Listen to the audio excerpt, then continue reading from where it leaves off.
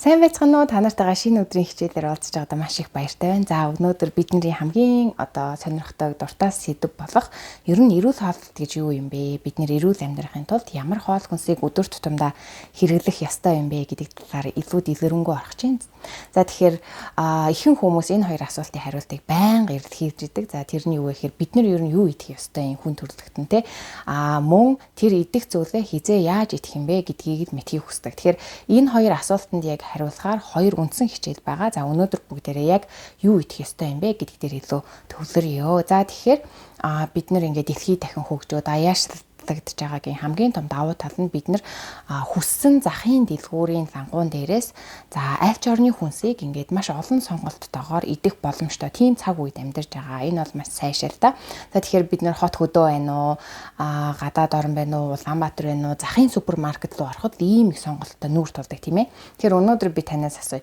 Та хоол хүнсээ сонгохдоо ер нь ямар мэдээлэл тулгуурлаж энэ сонголтоо хийдэг вэ? За эмчийн зөвлөгөөг дагдаг уу? Эсвэл Дэлхийн эрүүл мэндийн байгууллагын зөвлөгөөг дагдаг уу? За эсвэл зүгээр өөрийнхөө идэх дуртай хооллыг бэлтгэх материалаа цуглуулдаг уу? Гэр бүлийнхаа мэдээлэл хүсэлтэн дээр тулгуурладаг уу ч гэдэг юм уу те. Тэгэхээр ерөнхийдөө бүхий л улс орон энэ ард түмэндээ ингэж энэ мэдээллийг өгөхийн тулд Дэлхийн эрүүл мэндийн байгууллага за эмнэлгийн байгууллагууд ч гэсэн ер нь хүмүүсийг эрүүл байхын тулд бид нар яаж хооллох ёстой юм бэ гэж чиг баримжаануудыг гаргахыг оролдож ирсэн. Ялангуяа Дэлхийн 2 дугаар дайны дараанаас энэ бол маш их эрчимдсэн. Яагаад вэ гэхээр дэлхийд дахинаар инх тайван болсон. За тэгээд мэдээж хоол тэжээлийн шим алдагдалт нь маш их өртөжсөн үе тийм ээ, хүмүүс маш их тураалдаа орж өгчээсэн учраас яг тэр үеэс энэ зүйл дээр маш их анхаарч эхэлсэн. За тэгэхээр энэ пирамид бол ерөнхийдөө хоол тэжээлийн хуучин пирамид гэж нэрлэгдэж байгаа. Яагаад хуучин пирамид гэж байгаа вэ гэхээр энэ маань 1974 онд гарсан. Энэ маань яадаг вэ гэхээр энэ хоол тэжээлийн пирамид маань энэ үр тариа талах нүүрс усан дээр тулгуурласан пирамид гэж үзэж байгаа. Нүүрс усыг маш их хэрэглэх хэрэгтэй. За тэгээ жимс ногоо их хэрэглэх хэрэгтэй. Махыг багасгах хэрэгтэй. Тосыг ер нь бага байлгах хэрэгтэй гэдэг юм уу тийм ээ. Тэгэхээр ийм байдлаар энэ хүснэгтийг ер нь бол ингээд эргээд судлаачид үзээд байхад энэ маань бизнесийн байгууллагуудын эрх ашигыг дэмжих зорилгоор бараг гаргасан пирамид байна. Энэ үеэс эхлээд энэ үр тарианы үр тариагаар хийсэн бүтээгдэхүүнүүд маш их эрчимтэй хөгжсөн байдаг. За тэгэхээр энэ маань яг бидний нөгөө хүсээд байдаг эрүүл урт наслах, чанартай урт наслах тэр шаардлагыг хараахан хангаж чадахгүй тийм пирамид байна гэд энэ пирамидыг ашиглахаа болсон. Тэгэхээр та магадгүй манай Монголд ч гэсэн элбэг байдаг л да. Захын өрхийн эвлэг ороход ч юм уу. За гэр гэх тийм ээ. Гэр зөвлөмж гээд бараг яг энтэй адилхан ийм зөвлөмжийн ингээд зураг тавьчихсан үр тариа, талах тариа бодаагаа хий дээрэ ч гэдэг юм уу те. Тэгэхээр та юу гэж бодох ёстой вэ гэхээр энэ пирамид маань аль хэзээний шинжлэх ухаанаас бараг гарсан, хасагдсан томьёол байх нэ. Тэгэхээр энэ дээр тулгуурлаж та бас хоол хүнсээ сонгож болохгүй байх нэ. За тэгэхээр тэгвэл бид нэр юун дээр анхаарах ёстой юм бэ гэдэг дээр ингээд цаашаа судлаад үзэхээр за энэ бол 1992 оны үед гарсан. Саяны хуучин пирамид ер нь ажиллахгүй байна. Эндээс үүдээд бараг хүмүүсийн эрүүл мэнд муудаад байна гэж үзсэн учраас мэдээ шинэ томьёол гаргахыг шаарддаг шүү дээ тийм ээ. Тэгэхээр энэ бол 1992 онд гарсан. Та энэ зургийн тайллыг нь хуваах юм бол саяных шиг ингээд үр тариаг хитрхи хэрэгэл гэдгийг нь болоод ер нь хүнснүүдийг ингээд бүгднийг ингээд тэнцвэртэй хэрэглэх ёстой юм байна. За тэгээд харгалалт ихсэж байгаа учраас нийт хүн амыг ерөнхийдөө жингийн багасгах тал руу илүү анхаар гэсэн учраас тэрэнд нь зориулаад хоолоо ер нь бол тэнцвэртэй идээд хэмжээг нь багасгаад дасгал хөдөлгөөнийг их хийвэл хүн эрүүл амьдрах юм байна гэдэг онол дээр үндэслэл энэ гарсан.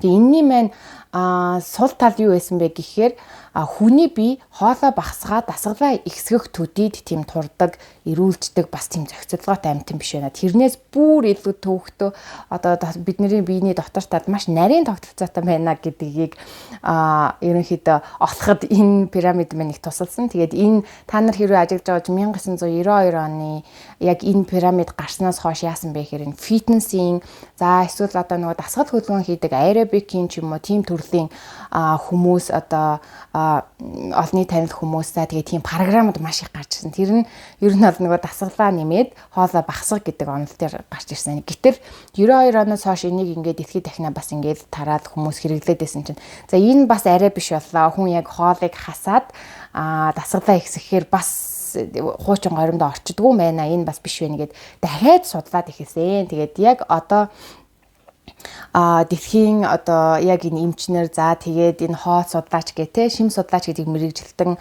хүмүүсийн ер нь бол ингээд санал нэгтэйгээр сүүлдээ хамгийн сүүлд ирээд байгаа нэг зүйл нь юу вэ гэхээр ерөөсөө л бид нөгөө бие даавах ёстой том энэ макро элемент гэж макро шимт хичээлүүдээ л өдөр тутамдаа тэнцвэртэйгээр авах хэрэгтэй юм байна.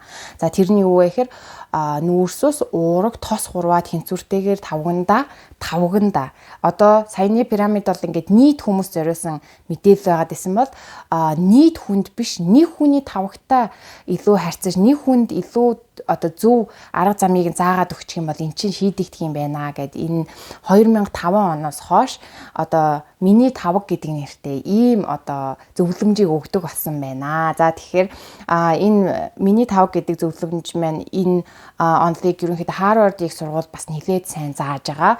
За Stanford их сургууль бас ашиглаж байгаа. За тэгээд энэ дээр юу гэж ийнэ гэхээр одоо бид нар ингээд саяных шиг тийм зөвлөмж ихээс илүү яг өөрийнхөө тавган дээр энэ тэнцвэртэй байвал болох юм байна гэдэг ийм нэг зураг харчгаар нөгөө хоолоо ядаж идэхтэй хүртэл илүү одоо бодож анхаарч иддэг болд юм байна гэдэг дээр тулгуурлаж гарсан. За тэгэхээр энэ маань бол ер нь уураг, нүүрс, ногоо, жимс.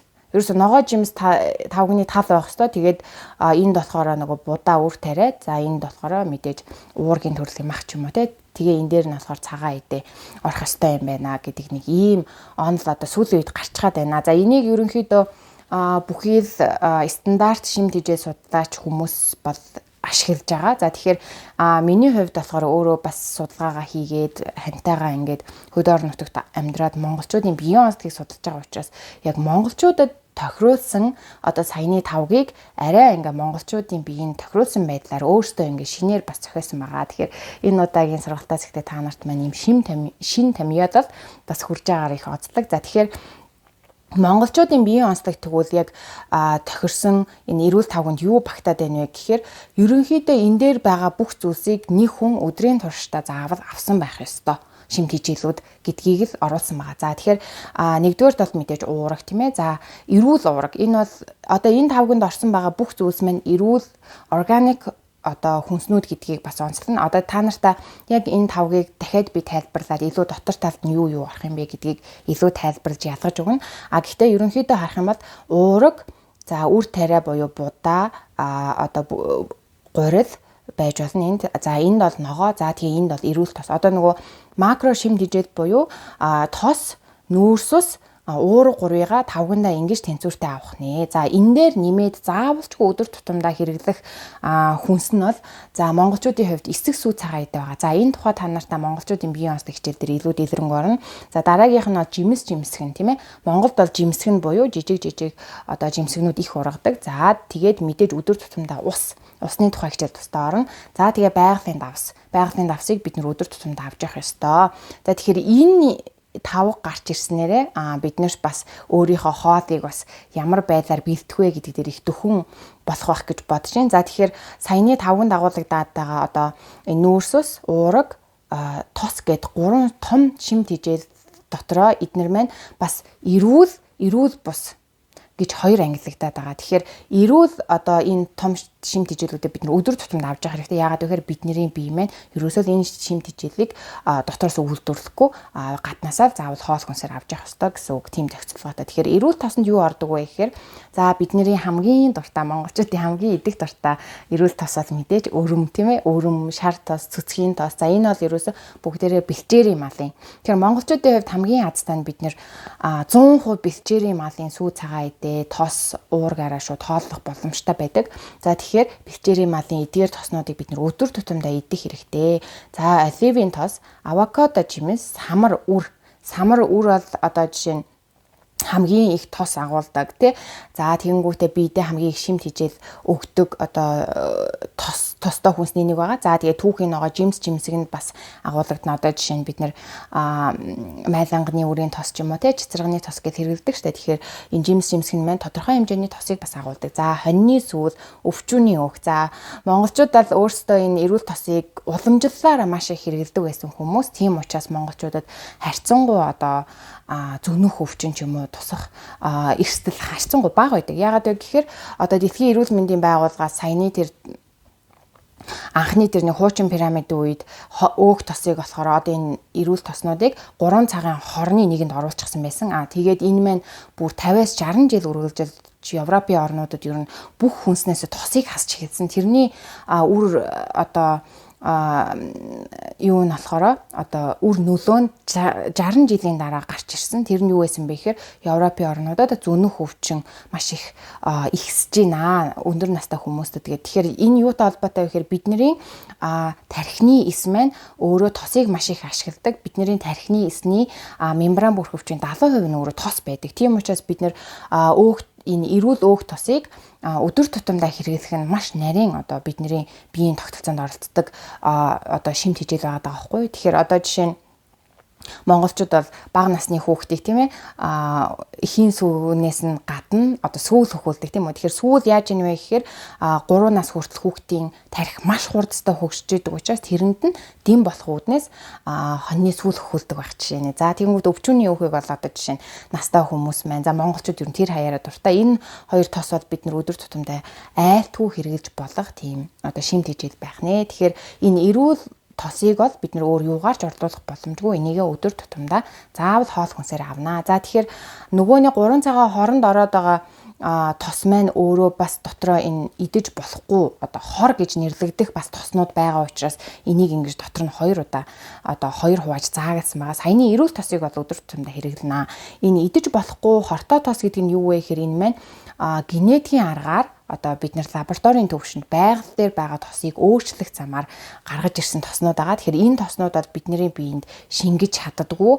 За мөн бид нэр цэвэрлэгээний хичээл дээр үтсэн юм тосон бохирдол маань бие рүү орохоор гардагшилж чаддаггүй тийм ээ. Тэгэхээр биеийг ингээ бохирдуулаад яваад идэг. Тэгэхээр энэ тоснуудыг аль ер нь өдөр тутмынхаа амьдралаас богино хугацаанд гаргах хэрэгтэй. Энэ маань бидний бүр генетикийн мэдээлэлд хүртэл дефект одоо алдаа учруулах чадвартай бидний одоо генийг муутгадаг үр төлийг маань муутгадаг. За тэгээ ялангуяа дөнгөж нөгөө саяны 3 нас хүртэл хүүхдийн тарих хөгжиж байгаа шүү дээ. Тэгээ тархины хөгжил нь ингэж идэвхтэй явж байгаа үед энэ тоснуудыг ерөөсө хүүхдийн амандаж хүргээд хэрэггүй. Тэр энэ тоснууд юу ороод байна вэ гэхээр транс тос буюу одоо транс тос гэдэг нь бидний одоо хэрэгэлдэг тосыг лабораторийн төвшөнд муутгахгүй тулд бүтцийг нь өөрчлөөд за ингээд ийм хатуу болгочихсон тосыг хийж байгаа. Энэ болохоор бүх төрлийн одоо лангуун дээр байгаа маслнууд. Одоо маслыг дотор нь болохоор яг 100% байгалийн гаралтай цэцгийн тос гэж байгаа шүү дээ. Одоо бид нэр ингээд зүгээр үхрийн сүү ч юм уу, ямааны сүү ч юм уу сүүнээс ингээд гаргаад авчихсан. Тэр цэцгийн тос бол аюулгүй. Харин гаргаж авахдаа өөр одоо зүйлс нэмээд ингээд транс тос болгочихсон бол аюултай гэсэн үг. Тэгэхээр энэ дээр та нар маань болж өгвөл одоо их орондоо үйлдвэрсэн бэлчээрийн малын цэцгийн тоснуудыг хэрэглээрээ. Энэний хооронд тэр хоол хуурах ч юм уу, хоолндоо ерөөсөө бялуу ч юм уу тийм ээ. Тэгэхээр энэ хүнснүүдэд ордог энэ масал, маргарин за тэгээд амттан болон түргэн хоолнд бас маш их агуулж байгаа генетик өөрчлөлтөнд оруулсан тоснууд пицца байна, бургер байна. За тэгээд энэ сникерс гэдэг ерөөсөө шоколадтай чихрэн бүтээгдэхүүнүүд бүгдээрээ энэ транс тоснуудыг ашигладаг. За тийм боловсруулсан ногооны тосгийн hydrogenated vegetable oil гэж байгаа. За энэ нэр томьёо бараг бүх амттны найрлагын дотор байж идэг. Энэ бол маш аюултай тос. За тэгээ өрний тос буюу одоо генетикийн өөрчлөлтөнд оруулж ургуулсан өрний тоснууд бас бидний биед маш одоо муугаар нөлөөлдөг. Ялангуяа шар буурцгийн тос, наран цэгийн тос генетикийн өөрчлөлтөнд оруулахаас гадна өөрөө нөгөө нэг омега 6-г маш их агуулдаг учраас биеийн дэх омега 3, омега 6 тосны тэнцвэрийг нь алдуулахад бас нөлөөлдөг. Тэгэхээр та нар маань саяны өмнө одоо слайдн дээр харуулсан эрүүл тосыгоо эдгээр тоснуудаас ингэж орлуулж хэрэглээд энэ тоснуудыг болж өгвөл ерөөс өдөр тутмын амьдралаас аваад хайчих хэрэгтэй. За манай гэр бүл бүлийн хувьд хоолоо хуурахтаа ч юм уу хоолндоо өдөр тутамдаа бол ихэвчлэн сүүлний тос хайрлуулаад хэрэглэдэг. За хуушураа жигнэхтэй хүрт шар тос юм уу сүүлний тоснд хайрах жишээ. Тэгэхээр нөгөө нэг эрүүл тосоо орлуулад хэрэглэхэд биднэрт бол 100% бас боломжтой эдбүг байдаг тийм ээ. За дараагийн том жишэл бол одоо уураг байгаа. За уураг бол бидний эс болгоны нөхөн төлжилтөнд оролцдог тийм ээ. Уураг бол ерөөсө бидний нийт одоо 30-80 эсний мембран бүр хүчний 50% нь уураг байж идэг. За бидний ингээ өсөн төлжих, идэх ерөөсө эсний хуваагдалт хүртэл энэ оролцдог учраас уургийг бид нэр өдөр тутмын хоолноосоо бас авч явах ёстой. За тэгэхээр эрүүл уурагт юу орж байгаа вэ гэхээр хамгийн түрүүнд бэлчээрийн малын органик мах. Ерөөсө органик гэдэг үг бол ерөөсө бэлчээр дээр байгаа гэсэн үг. Зэрлэг онгон зэрлэг тал байгальдаа бэлчээд өв сургамлын нийддэг малын мах бол эрүүлээ. Энд бол хамгийн сайн уураг агуулгадсан. Дээрээс нь хамгийн сайн тос өөрөө бас агуулгадсан. Уураг ер нь хизээч дангаараа байдаггүй. Тостойгоо ихэвч нийж байдаг. Тэгснээрээ нөгөө шингэхдээ илгэнд ачаал өгөх нь багасгадаг. Тийм учраас ер нь бэлчээрийн малынхаа махыг өдөр тутамдаа хэрэглэж болно. За тэгээ зэрлэг загас түүхий юу нөгөө зэрлэг загас зэрлэг дахианы мах. За зэрлэг гэдэг нь юу вэ гэхээр одоо болж өгвөл юм бэлчээртэй адилхан тийм ээ үржүүлэх юм биш одоо ийм одоо бэлчээрээр бараг одоо юу адаг одоо зэрлэг загас гэдэг нь бол ихэвчлэн гол мөрөн урсгал усанд нууранд байгаа ч юм уу тийм ийм загасны мах бол маш сайн. За энэ болохоор бас органик өндөг, органик шар буурцаг, органик самар. За органик гэдэг нь үг нь бол ерөөсө генетикийн өөрчлөлтөнд оруулаагүй тий зэрлэгээрээ байгаа гэсэн утгатай үгнүүд шүү. Тэгэхээр та нар маань эдгээр төрлийн хүнснүүдээс уурга өдөр тутамдаа авч जैन. Тэгээд энэ буурцагт одоо тий хүрэн шош, улаан шош бас органик аргаар тариасан хүрэн шош, улаан шош буурцагт бас юу агуулгадаг уурга бас маш сайнаар агуулгадаг. Тэгэхээр бид нар зуны үедээ бас эдгээр үр тарианаас юу авах боломжтой уурга бас авах боломжтой байдаг. Тэгэхээр эднэрийгээ бүгдээрээ өдөр тутамдаа хэрэглэх нь бидний монголчуудын хувьд хамгийн азтай нь бид нэр бэлчээрийн малын маханда шууд одоо маха өдөр тутамдаа байнга хэрэглэх боломжтой байдгаараа бас их давуу талтай. За энэ бол хэрэглэж болохгүй уургнууд. За энэ бол бидний биед аюултай хор болж хоригддаг гэж ойлгож хэрэгтэй. За энд бол фермийн малын мах, дахианы мах, за үржүүлгийн загас.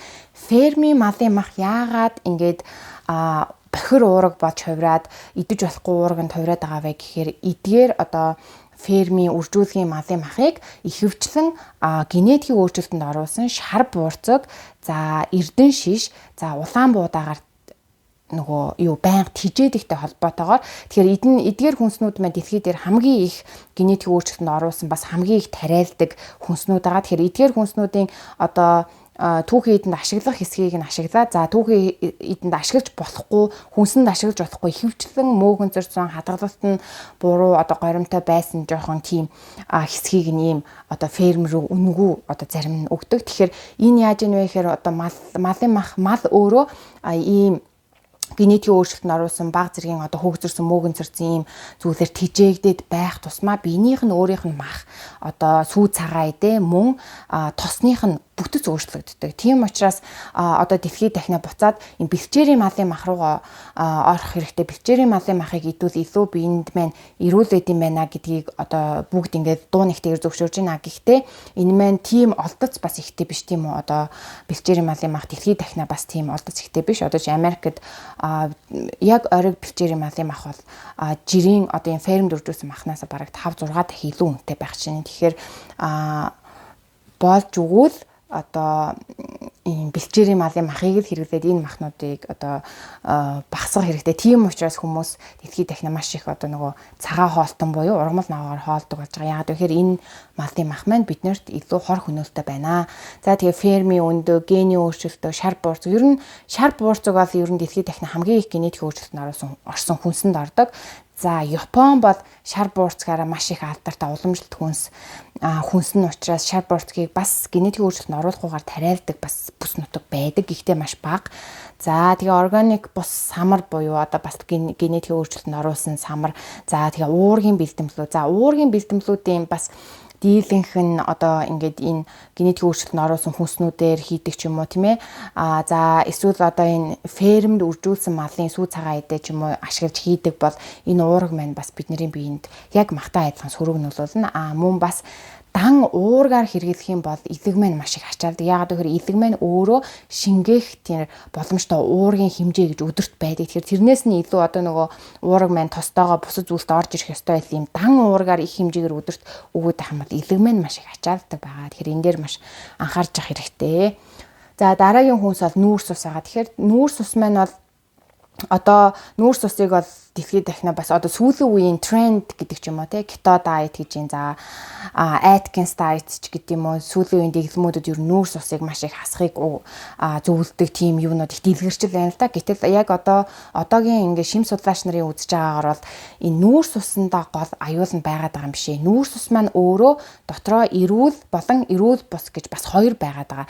Эрүүл буюу байгалийн байдлаараа байгаа комплекс гэж байгаа. Нийлмэл нүүрс усыг бид нар өдөр тутамдаа заавалчгүй авах хэрэгтэй. Яагаад вэ гэхээр нүүрс ус маань өөрөө хамгийн их хүнсний эслэг агуулж идэг. Тэгэхээр хүнсний эслэг гэдэг зүйл маань бидний өдөр тутмын одоо нөгөө өтгөн гадагшлуулах процесс бүдүүн гисэнд маань зайлшгүй хэрэгцээтэй зүйл гэдэг учраас бид нар энэ одоо нийлмэл нүүрс усыг заавал уураг тос хоёртойгоо хэрэглэж явах хэрэгтэй. Тэрний маань шингээлт бохирдол гадагшлуулах чадварыг маань энэ хүнсний эслэг нэмэгдүүлдэг учраас нийлмэл нүүрс усыг өдөрт заавал авах хэрэгтэй хоол хүнсэндээ. За тэрний эрүүл нүүрс усанд юу ороод байна вэ гэхээр за жимсэх нь за хүнсний ногоонууд. За ногоо бол ерөөсөө хамгийн их эслэг агуулж байгаа, хамгийн их шим тэжээл витамин агуулж байгаа. За тэгээ бүхэл үрийн гурил, за үр хальстайгаа байгаа бүх төрлийн будаа, ганцхан цагаан будаа биш тийм ээ. Бусад төрлийн бүх будаануудыг хольж хэрэглэх тусмаа биднэрт одоо энэ нийлмэл нүүрс усыг өгдөг байна. За цагаан гурил боловсруулсан цагаан гурил бол одоо жишээ нь үр хальсыг нь авчихсан үр тариа шүү дээ. Тэгэхээр бүхэл үрийн гурил нь болохоор арай одоо байгалийнхны эслэг нь байгаа гэсэн үг. Тэгэхээр тэр үр хальсанд нь энэ нөгөө бид нэр яг энэ үр тариа одоо нүүрс уснаас авах гэдэг эслэг нь хамгийн өндөр агуулдаг. За тэгээ шош, буурцаг, наран цэцгийн үр, чиа үр, майланганы үр. За энэ үрээрээ бол тийм ээ бид нар ялангуяа чиа үр, майланганы үрийг бол бид нар байнга өдөр тутамдаа монголчууд хэрэглэж явах хэрэгтэй. Монголчуудын хүнсийг ерөнхийдөө харах юм бол ихэвчлэн бид нар энэ хүнсний эслэгээр жоохон бага байдаг. Махаа хэрэглэж байгаа юм, сүү цагаан эдэгээ хэрэглэж байгаа юм. За тэгээд тосоо авчиж байгаа ганц энэ хүнс маань жоохон дутагдaltaй ер нь уламжлалт маягаараа ер нь дутагдaltaй байдаг. Тэгэхээр энэ дээр анхаарад бид нар өдөр тутмын одоо нөгөө тавган дээр те заавал энэ хэсгээс нийтмэл нүүрс усыг авч явах хэрэгтэй. Энэ аюултай нүүрс ус гэж байгаа. За энэ аюултай нүүрс ус бол одоо ерөөсөө бид нарыг нөгөө нэг хордуулдаг, за наслтыг манд богиносгодог, одоо үүсэт байгаа, дэлгэрээд байгаа бүх өвчлөлийн их суурь нь энэ аюултай нүүрс ус буюу одоо энгийн нүүрс ус байгаад байгаа юм. Энгийн нүүрс ус гэдэг нь юу вэ гэхээр хүн төрлөختөн өөрөө байгаль дээр байдаг одоо нийтмэл нүүрс усыг хувиргаад ийм биед удаан шингэдэг. За тэгээ биедээ бас аюул учруулах боломжтой одоо болгоод ийм байгалийн бүсцийг нь өөрчилчихсэн нүүрс ус гэж ойлгож байна. Тэнд юу орж байгаа вэ гэхээр за бүх төрлийн чихэр, шоколад, билуу, бичэн, түргэн хоол, чипс, шарсан төмөс, гурил, гурилан борцог, паста, пицца, гомин, кетчуп, цуу одоо бүх төрлийн ундаа, газтай ундаа тийм ээ. За ялангуяа энэ билуу, шоколад, чипс, за тэгээд энэ ундаа, гурилан борцог, пицца энэ төр бол ерөөсөө тэр чигтээ генетик өөрчлөлтөнд оруулсан тосонд шаарддаг. За тэгээ дээрээс нь нөгөө бохир тосон дээр бохир нүүрс усыг нэмээд хийж байгаа хүнснүүд байгаа тий. За тэгэхээр энэ хүнснүүдийг та ерөөсөө бага одоо залуу наснаасаа л хэрэглэх юм бол тэр тусмаа ерөөсөө бага насны хүүхдүүд одоо энэ хүнсүүдийг өдөр тутамдаа хэрэглэснээс болоод бид нөгөө хүүхдүүдэд нэг эрхлүүлээд за ингээл нөгөө сэтгэл санааг нь өргөхгүйд энэ юуг өгөөд идэг хүнснүүдийг өгөөд идэг. Гэтэл энэ хүнснүүд маань хүүхдүүдийн ерөөсөө шууд ходоодыг гэмтээгээд эхэлдэг. Тэгээд тостойгоо ороод ирэхээр нөгөө бохирдол болоод биенээсээ гадагшилж чадахгүй бүх өвчний их үүсвэр болж байгаа.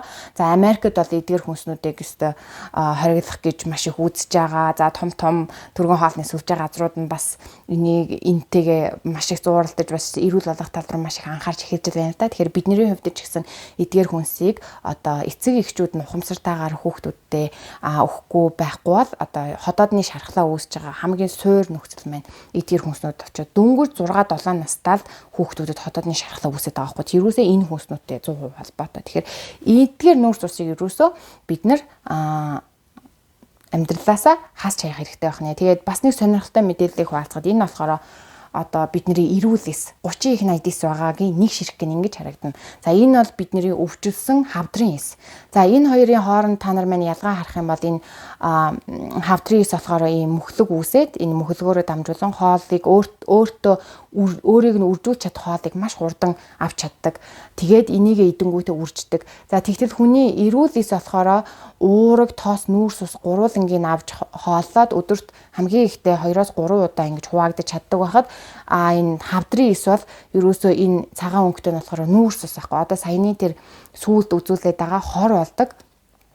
Одоо энгийн нүүрс усыг одоо жишээ нь энэ боловсруулсан цагаан хурлаар хийсэн талах, чихэрлэг хүнс, билубичэн энэ төр гэд эдгээр хүнсийг өөртөө татаж аваад тэгээд энэ хүнсээрээ хооллоод өдөрт бүр 200-аас 300 дахин үржих чадвартай. Яагаад хавдрын эс маш хурдан ингээд өсөж юу байгаад торнод ингээд олон болоод ийшээ тийш үсэрхийлээд байдаг нь ерөөсөө энэ хоол тижээд байнга орж ирж байгаа нөхцөл хавдрын эс байнга үржинэ. Харин энэ хоолыг нь хасаад зөвхөн уураг, тос, нүүрс ус одоо байгалийн нүүрс усыг өгөхөд эрүүл эс мэнүүд хоолж байгаа бол энэ эс мэн бол энэ хүнсийг байхгүй болох юм бол өсөж эхэлж одоо үхчихдэг байгаа. За тэрний хамгийн тод жишээ бол одоо жишээ нь саяхан манай хамаатны ах минь хотоодны хорт хавдартай болоод нүүрс усыг нь хасч эхэлсэн. Тэгээд ямар ч эмчилгээгүй гэжсэн бол ерөөсө 3 сарын дараанаас хавдар нь өөрөө ингээ багсаж эхэлсэн. Тэгэхээр яаж ийм вэхээр ерөөсө хамгийн энгийн арга нь яасан бэ гэхээр энэ цуснд глюкоз болж задардаг нөгөө саяны энгийн нүүрс усны төрлийн хүмүүсүүдийг богино хугацаанд хаснантай шууд холбоотой байдаг. Тэгэхээр та өөрийн эрүүл эсээ тэжээ гэж бодож байгаа саяны одоо эрүүл гэж нэрлэж байгаа нүүрс ус, уураг, өөх тусыг өдөр тутамдаа нөгөө яг тавгандаа тааруулаад одоо идэх нь байх нэ. За тэгэхээр энийг бол одоо та нар маань ингээд зургаар нь аваад энэ тэнд ингээд юу ячиж болно. Одоо гэртээ сайхан цаасан дээр хевлээ тавьсан ч болно. Энийг харж байхад ер нь өдөрт авах бүх зүйлийг нэг дор оруулчихсан яг Монгол хүний бие онцлогийн зориулсан эрүүл тавг байгаа. Тэгэхээр энэ маань өдөр тутмын хоолтон дээр яаж харагдаж болохыг бид та нартай бас суулцъя. За өглөө болохоор бидний биеийн цэвэрлэгээ явагдаж идэг одоо өглөөний хоол таарж байгаа үеийн тухай маргааш дэлгэрэнгүй орно. За өглөө бол манай гэр бүлийн хүмүүс юу яадаг? Энэ кофеинд өрөм хийж уудаг. Ер нь бол нөхөр бит хоёр кофеинд өрөм, за тэгээд ямааны сүү, үхрийн сүү, яг бичээр малын сүү хийгээд уудаг. За монголчуудын хувьд өглөөд яадаг вэ гэхээр сүүтэй цайндаа өрөм дэвтээ одоо хийгээд юм уу эсвэл шар төссөө уусгаад уудаг. За энэ ямар учиртай вэ гэхээр биднэрт өглөө нөгөө цус ялгарахт нь нэгдүгээр туслана, хоёрдугаар тосыг өгчөж байгаа. Тэгээ халуун шингэн зүйлтэй хамт одоо ууж байгаа нь яаж байгаа вэ гэхээр тосыг нөгөө нэг биендээ ачаал өгөхгүйгээр шингээхэд нь тусалж байгаа гэсэн үг. Тэгэхээр өглөө ерөөсөө нэг жижигхэн шар тосыг амандаа гүлгээд Монгол цайгаа уугаад явж байгаа хүмүүс бол ерөөсөө өглөөний хоолнд тэгээд болчихж байгаа гэсэн үг. Тэгэхээр өглөөний хоол нэг иймэрхүү харагдаж болох нь. За бага насны хүүхдүүд бас өглөөд маш гоё тийм өрөмтөө тостой эсвэл самар ч юм уу тийм ээ нөгөө нэг эрүүл тос орсон хүнсийг өглөөдөө хэрэглүүлэх сайн байдаг. За өдөрт бол ерөнхийдөө саяны нөгөө юун дээр үзүүлээд байгаа. Саяны 3 том шимт хижээлээ гурвуулангийн зэрэг агуулсан хүнсийг өдөрт хэрэглэх хэрэгтэй. За тэр нь уураг, тос, нүүрс ус тийм ээ. Тэр одоо энэ тавгийг харахад энд нь доор нь бол одоо жишээ нь бор будаа байна. За тэгээд бүх төрлийн ногоонууд нь орсон байна, мах нь орсон байна. Ингээ гуруулаа тэнцвэртэй болчих чинь тийм ээ.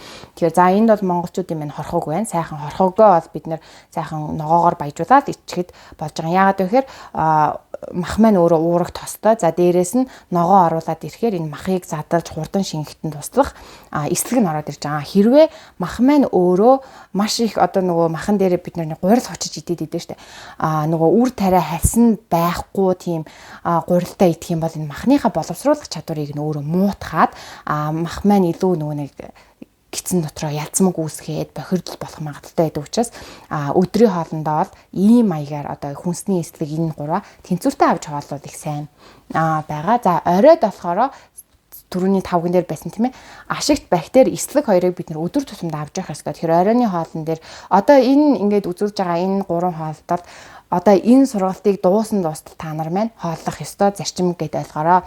За энэ маань бол ер нь бол бид манай гэр бүлийн хувьд насан туршийн хоолт маань энэ байгаа. Тэгэхээр та нар маань насан туршийн болох уу эсвэл сургалт дуусны дараа шийдээрэй. За оройд бол бид нэр ашигт бактерийг авснаар өдөр эцсэн хоолоо задлахад тусалж байгаа мөн бидний дархлааг дэмждэг ашигт бактерийн тухай хичээл ер нь дараа нь дэлгэрэнгүй орно. Гэхдээ орой нэг 6-аас 7 цагийн хооронд айраг, хоормог, тараг, за тарага эсрэгээр баяжуулъя гэж бодох юм бол чиа үр нэмээд, жоохон жимс нэмээд, хүүхдүүд бол ингэж жимс нэмж өөрсдөө ингэж чимгэж идэх маш их дуртай байдаг. Хүүхдийнхаа одоо жишээ нь сонирхлыг өдөөхийн тулд тэгэхээр ийм байдлаар өглөө өдөр орой идэх хоол нь ерөөсөө ийм байх нэ. Тэгэхээр за өнөөдрийн даалгавар нь болохоор та нар маань хөргөгч цэвэрлэгээ хийн. Өнөөдрийн үтсэн хичээл дээрээ тулгуурлаад за одоо нөгөө нэг нийлмэл нүүрс ус болохгүй, идэж болохгүй хор болдог тэр хэсгүүдээ бүгдээрээ арай эрүүл зүйлээрээ орлуулах нэ, тийм ээ. Тэгэхээр за цагаан сахарыг болохоор жимс зүгийн бал бор сахараар орлуулж байна. Ер нь жимс зүгийн бал хоёр их зүгээр.